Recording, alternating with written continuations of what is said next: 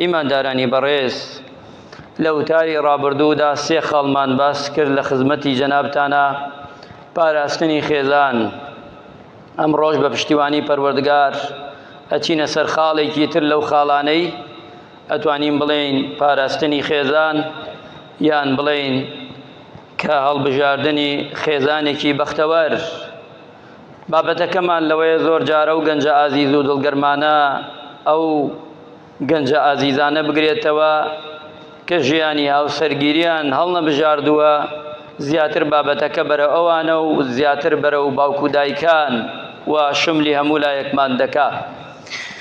ئەگە تەماشاکەین خوای پەروەردگار مرۆڤی دروست کردووە لە دوو چینی پیاوان ڕەگەزی نێر، چینی ئافرەتان ڕەگەزی مێ.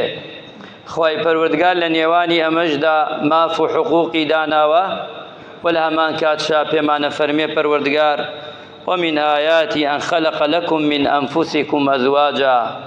واتا یەکێک لە نیشانەکان و دەسەڵاتی پەروەردگار مەخلوقاتەکانێتی بەشەرە کەچی بەشەر لە باوکە ئادەم کە ڕەگەزی نێرە و ڕەگەزی مێش لە دایکە حەوا. ئەم دوانەی دروست کردووە چی؟ لتسكنوا إليها وجعل بينكم مودة ورحمة، بۆ ئەوەی پیاوان لای ئەو ئافرەتە حەڵاڵەی خۆیان لەو ماڵە پاکەی کە باسمان کرد سوکنایی، ئاسوودەیی، خۆشەویستی لە نێوانی یەکدا بەرپا بکەن و ژیانش پڕ ئەمە بکەین هەتا ئەگەینە دوایی و ئەگەینە ڕۆژی دوایی. خۆی پەروەردگارە فەرمێ وجعل بينكم مودة ورحمة، سۆز و میهرەبانی و مەوەد واتە خۆشەویستی لە نێوانی پیا و ژندا. هەر پیا و ژنێک کە گەرەمەی لێ دەرکەی ژیانی نامێنێ، واتە ئەو ژیانە بێ ئەمە بێ ڕەحمەت و بێ سۆز لە نێوانی پیا و ژندا بە تەکید ئەو ژیانە هیچ تام و لەزەتێکی تیا نامێنێ. ئیماندارانی بەڕێز، ئەمە خوای پەروەردگار ئەمەمان پێ ئەفەرمێ و ئەفەرمێتش باشترین و چاکترین لە دنیادا بێتە سەعادەت، بێتە خۆشی. پێغەمبەری خوا ئاگاداری کردینەتەوە چوار شتن و چوار شتش هەن عەکسی سەعادەتن، شەقائی پێ ئەڵێن. پێغەمبەری نازدار صلی الله عليه وسلم فەرمووی ئەربعة من السەعادە، چوار شت هەن لە خۆشبەختیان لە سەعادەتان. ئەو کەسانە ئەم چوارەیان هەبێ هەن لە بەختەوەریە هەن لە خۆشیە، ئیتر بە هەرچی ناوێکی خۆشی و شادی و دڵخۆشی ئەنەی. پێغەمبەرگیان فەرمووی عەلەیهی السەلاة وەسەلام المەرأة الصالحة، یەکەمیان ئافرەتێکی صالحە. لە دواییشدا باسی دەکەین ئەگە فریاکەوتین مەرأة الصالحە یعنی چی؟ علەمایان چۆن دایان ناوە صفاتی مەرأة الصالحە یعنی چی؟ ئەو صفات و هۆکارانە ئافرەت ئەبێتە ئافرەتێکی چاک و باش، ئیماندارێکی تەواو. مەرجەکانی چییە کە جێبەجێی دەکا؟ و دووەمیان ئەفەرمێ بابەتمان ئەمەیە، بەوەکانش ئەڵێن بەڵام بەپەلەیی. دووەمیان ئەوەیە ئەوەل مەسکەن و واسع، ماڵێکی فراوان. زۆر جار دڵمان تەنگە بێ، ماڵەکانمان تەسکە، بۆیە دڵمان تەنگە بێ. تەماشاکەن ئیمانداران، ئەو ماڵانەی کە 50 مەترە 60 مەترە زۆر جیاوازترە لەوەی کە 150 مەتر 200 مەتر 300 مەترە. باس ئەوە ناکەین خوای پەروەردگار ئەوەنەی داوەتە تۆ لەورا بژی، ئەوەنەشی داوە لەوە ئەوەنە بژی، ئەمە ناڵێین. بەڵام پێغەمبەرگیانە فەرمێ صلی الله عليه وسلم شتی فراوان دڵەکاتەوە، شتی بچووک دڵ تەسکەکە، تەنگ دەکا، دڵت تەنگە بێ. ئەمەمان پێ ئەڵێ. سێمیان وەلجار و صالح، دراوسەیەکی چاک و باش. و چوارەمیانش ئەوەیە و سواریەکی باش، سایارێکی چاک و باش. خەڵکەیە بەدەست سیارەکەوەی گیری خواردووە، خەڵکی وامانەیە ئەمڕۆ هیچ عیبی نییە، بە سیارەیەکی ئەم سیارە بووەتە هەموو ژیانی لێ تێکداوە. زۆر جارێک گێڕێتەوە لای هەمووتان، هەمانە بەدەست دراوسەی خراپەوە ژیانی نەماوە، هەشمانە بەدەست ماڵەکەیەوە ژیانی نەماوە، هەشمانە بەدەست ژنەکەیەوە ژیانی نەماوە.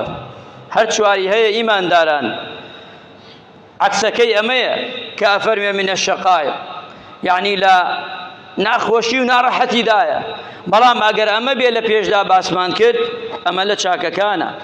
ئەمجا پێغەمبەری خوا فەرمی عەلەیهی سڵات وەسەلام گەنجان ئەوەیشی کە هاوسەری نهێناوە ئەوەیشی خێزانی وەفاتی کردووە ناکرێ بە عەقڵێتی یەکەم ژنی دووەم بێنێ، نا ئەبێ خوای پەروەردگار یان پێغەمبەری خوا صلی الله علیه وسلم فەرمێ وأنكحوا الأيام منكم والصالحين کاتێ هەڵبژارد کە کەسێکت هەڵبژارد ئافرەتێ بۆی بیکەیتە دایکی مناڵەکانت خوای گیان جل جلاله و پێغەمبەری خوا صلی الله علیه وسلم فەرمێ هاوسەرگیری لەگەڵ ئەو ئافرەتانە بکەن کە چی صالحن کە چاکن کە باشن.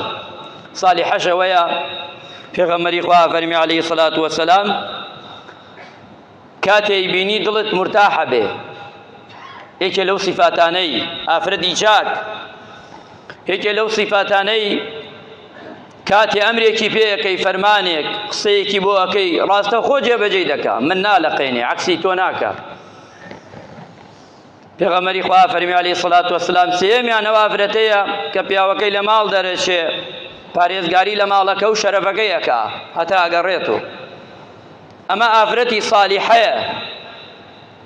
ئەم ئافرەتە هەڵبژێرە ئەی گەنجی بەڕێز، ئافرەتێ مەهێنە سبەینێ بناڵی بەدەستێەوە و نەزانی ژیانت هەمووی تاڵکە بەناو ئافرەت بێ بەڵام لە ڕەفتارە پیاو بێ خوا پەنامان بدا.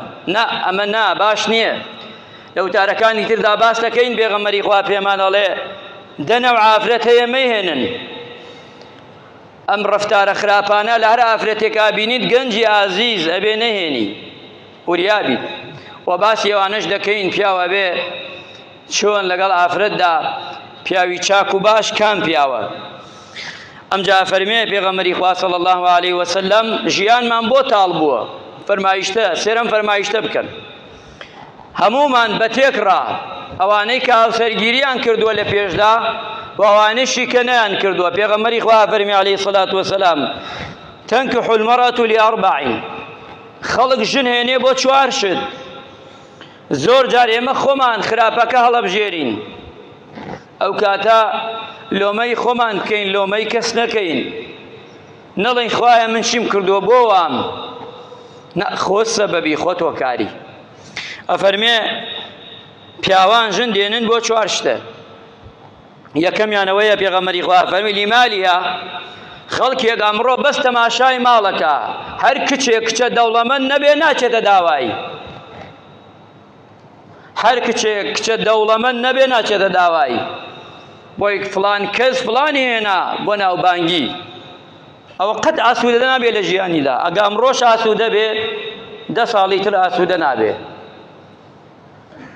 پێغەمبەری خوا فەرمێ دووەمیان لحەسەبیها بەس بۆ بنەماڵە خەڵک ئەگەڕێ بەس بۆ بنەماڵە وازانێ ئەگە بنەماڵەکەی چاک بوو هەتا خوارەوە چاک دەبێ.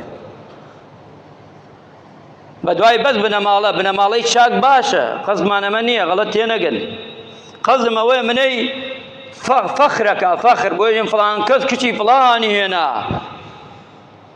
بەتەکی چەزانێ و کچە خراپە بەسەرەچەی هێنێ لەبەر چاکی کچەکە نا لەبەر چاکی بنەماڵەکەی هێنێ بەڵام سوودی لێ وەرناگرێ. سێهەمیان لیجەمالیە بەس جوان بێ، گەنجەکان بە تایبەتی بەس جوان بێ، دیمەنی هەبێ و 100% ئەو دوای نەبێ قەینا. ئەم شەم دیمەنە تا قیامەت بۆ تۆ نامێنێ ئەڕوا و لەگەڵ دیمەنەکە تەواو دەبێ پەشیمان دەبیتەوە. ئەم سیانە پەشیمانی لە دوایە. چوارەمیان وەلی دینیها ئەگەر بۆ دینەکەوی ئیمانەکەی ئافرەتێکی سالیحە بوو چاک بوو بەڵام با جوانیش بێ لەگەڵی. یەکەم تاو بگەڕێ بە دوای دینداریدا بزان ئەم ماڵە ڕێک و پێکن دیندارن شتێکی چاکە.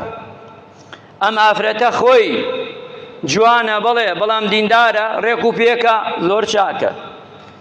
بنەماڵەیەکی باشن ناودارن زۆر چاکن بەڵام بەر ڕۆگەی دینەکەوە چاکن ئەمش باشە. بەڵام تو هەمووی بدەیتە ئەولاوە حەسابی بۆ بکەی بەس دینەکە حەسابی بۆ نەکەی خراپە. لە هەمان کات باوکانی عەزیز دایکانی بەڕێز کچێک تێ لە ماڵە تەماشاکە کوڕێتێتە داوای سێرەمانە بکە کوڕەکە دیندارە نوێژ ئەکا کچ مەدەنە نوێژ نەکرد خێرت ناگا کوڕێ کە نوێژ ناکا مەڵێ باشە یەکێ مافی خوا نەدا مافی کچەکەی تۆدا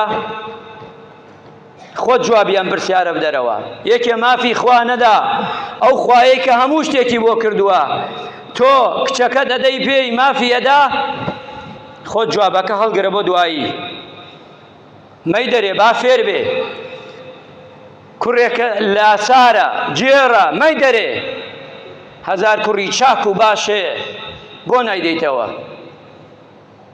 ئەگە کچەکەش باشە تەماشاکە ئەوەکانی تر سیفاتەکانی تری باش و چاک بێ تۆ ئەمە شەرەفەی دەیتێ ئەمە پارە و پوول نییە بیدەیتێ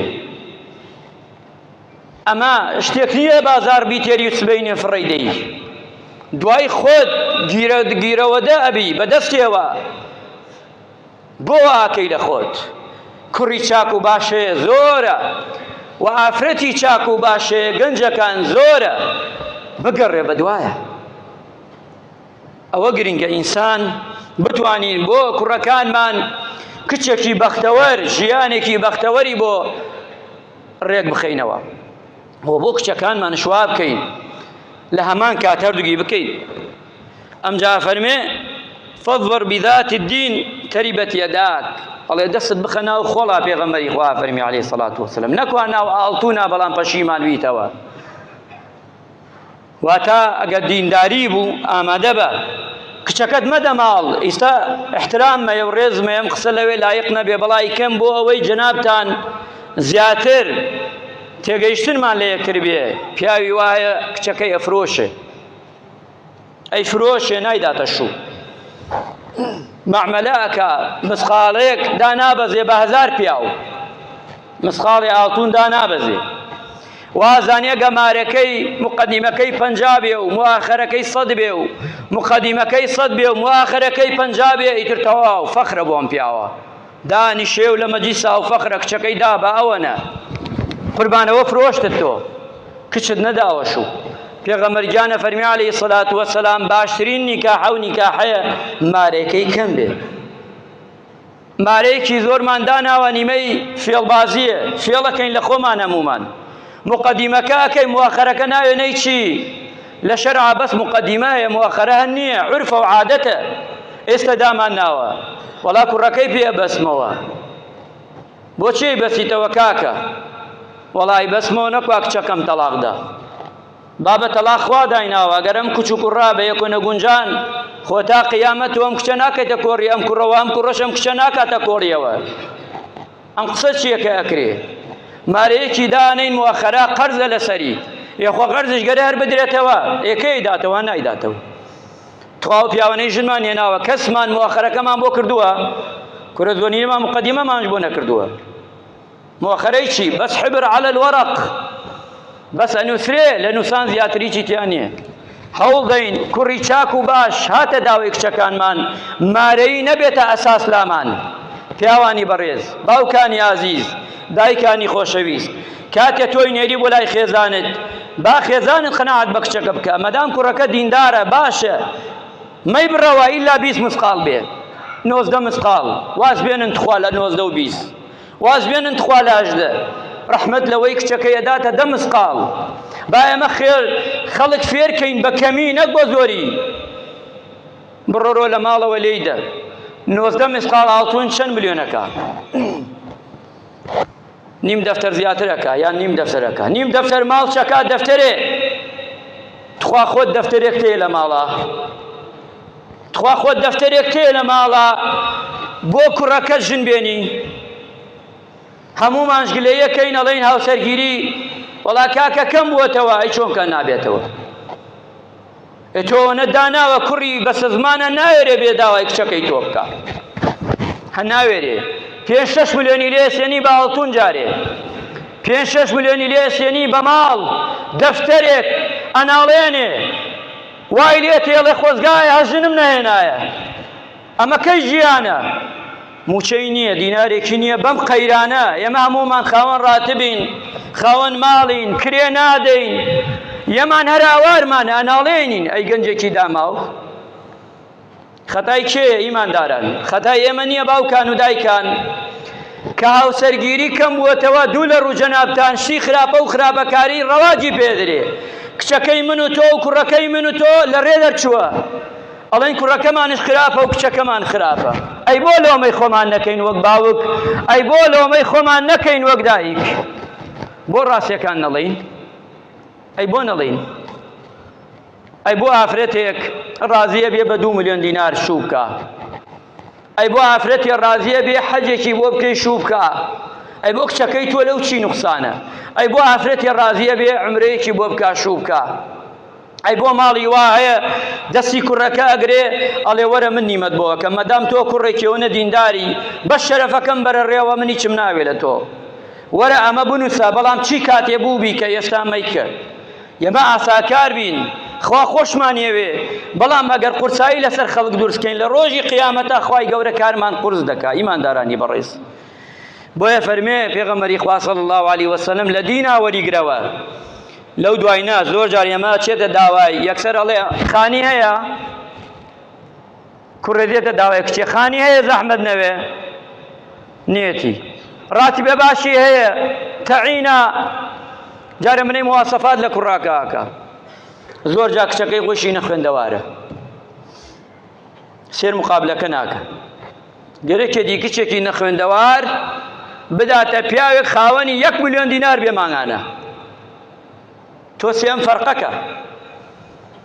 وعکسەوە بعدەجار کچێک سێرەکەی موەظەفەیە، وەڵا کچەکەی من ئەبێ هەر پیاوی موەظەفە بیخوازێ. برا ئەم خەڵکە هەمووی موچەخۆرە، خەڵکێکمانەیە لە موچەخۆر باشتر ژیانی ئەواتە ڕێوە. ئەوە تۆ ئیمانت زەعیفە بۆ ئیعتیمادت کردووەتە سەرەوە. خوا ڕزقەدا، کەسی وایە تاجرە ئەتوانێ هەزاران موەظەف بژێنێ، شەرت نییە. ئەم قیاسانە هەمووی غەڵەتە ئێمە ئەیکەین بۆ خۆمان، دامان ناوە هەندێک عرفێک دامان ناوە کارە خەیرەکەمان قورس کردووە لەگەڵ مناڵەکانمان، لەگەڵ کوڕ و کچەکانماندا.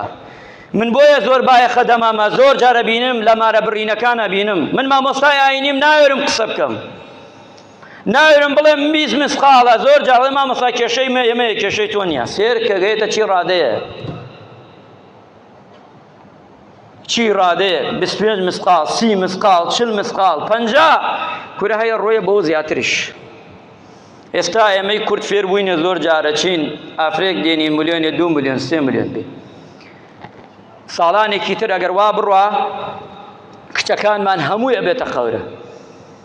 ئەم بچکانش کە ماون چۆن ئێستارێکی دوانوسیان لەسەر شانمان ماوە، وەختی خۆی زۆر هات نەماندا، تەڵەبی زۆرمان کرد، ڕازی نەبووین بەکەم، ئەوە تا کچەکە لە بندەستی خۆمان ماوەتەوە. ئێستا هەرچی یەکەین پیاوێکش بێتە داوای کورە کێشە نییە گەورە بێ، کورە کێشە نییە هەرچی بێ، کورە ژنشی بێ بە ژنەکەی ڕازی بێ بیدەینێ نییە، هەر ماوەتەوە. ئەم کچە بچکەکانمانش ئەگەر وا بکەین هەروە ئامێنێتەوە، هەمووی دەمێنێتەوە بەخوا. وای لێ دێ لای تۆ بۆش کچێ بێنێ بای دەفتەرێکی لێسێنی، ئەی ئەچێتە ئەو دیمۆکاکە بە 2 ملیۆن ژنێ دێنێ، ئەی لای تۆ بۆ بیتێ بیکەیتە ژێر باری قەرزەوە بناڵێنێ لە قەرزە، نەبەخوا ئەمەی ناوێ، هیچ کەسێ ئەمەی ناوێ. ئیماندارانی بەڕێز، کۆتایی دێنین بەوەی بابەتەکە زۆر ماوە، بەڵام حەز ناکەم درێژەی پێ بدەین، ئینشاءڵڵا لە تاریکی تردا تەواوی دەکەین. خی گەورە ڕەحم بە مولایەکمان بکە، عاقبەت خێرمان بکە و لەشمان ساغ بکە.